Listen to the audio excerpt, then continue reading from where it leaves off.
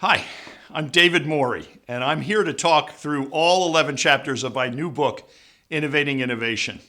Peter Drucker once said all business comes down to two things, marketing and innovation. Marketing and innovation. Notice he put marketing first. That's what the book is based on. I argue in this book, it's in some ways maybe the first book to argue this, that innovation today is broken. Forget the great companies of the world that you know about, Amazon, Uber, Alibaba, Airbnb, Facebook, companies that have created astronomical valuations. They're innovating by revolutionizing platforms, creating markets that didn't really exist. For most companies, for smaller companies, mid-sized companies, even for big companies, innovation is stalled, broken, bureaucratized, limped after, only talked about, given lip service.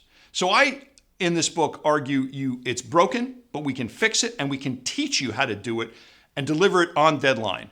I actually believe that creativity needs a deadline.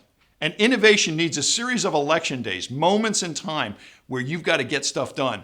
So the Innovating Innovation book goes through 11 chapters. It's different because it has a wide and global perspective.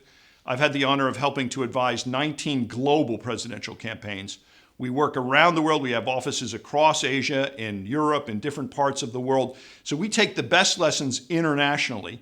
I talk about the power of insurgent strategy, which Scott Miller, my business partner, and I have written about in our first two books, The Underdog Advantage and The Leadership Campaign. The need to focus on benefits rather than features. You see, to innovate successfully, you need to market successfully. Remember, Drucker talked about marketing and innovation. He talked about that 65 years ago.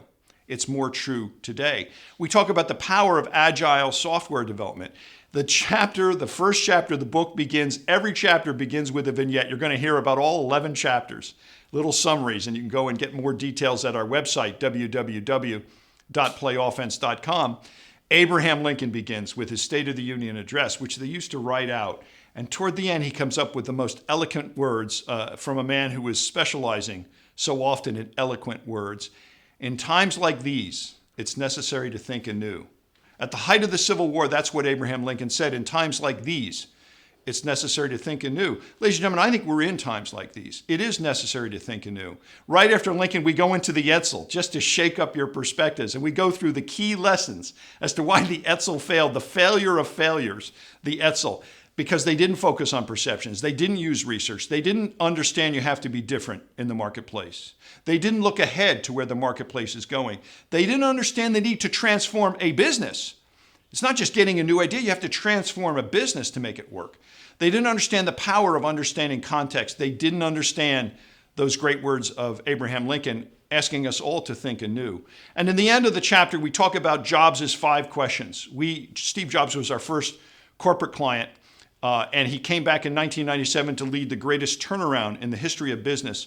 And he asked 5 questions of the top executives of Apple the first day he came back in 1997.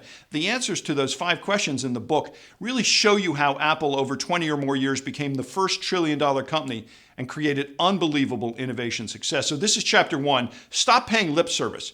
Commit and go on the attack and become an innovator, become a change leader. I'm David Morey. Go to www.playoffense.com and we'll see you there.